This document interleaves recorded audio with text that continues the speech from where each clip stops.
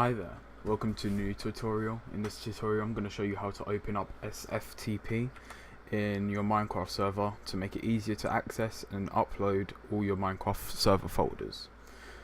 First of all, you're going to go to FileZilla and you'll see this page. You're going to click on download FileZilla client and then select just the normal FileZilla. Then you click download. I'm just going to cancel it because I already have it installed. And then you just want to close the window. You then want to type into your search bar FileZilla and it will open this window.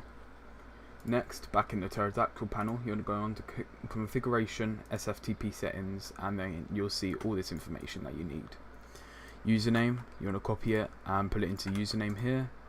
Connection address, just copy up to the semicolon, do not copy the semicolon, and put that in the host.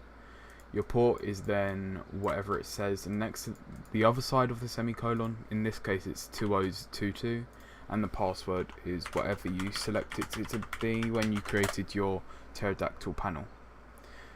There you go. That's how you create and open an SFTP configuration file.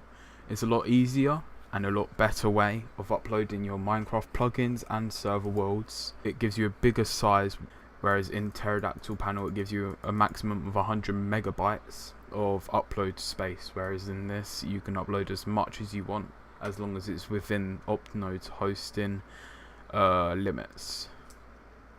But anyways guys, thank you so much for watching. I hope you enjoyed and I'll see you in the next video.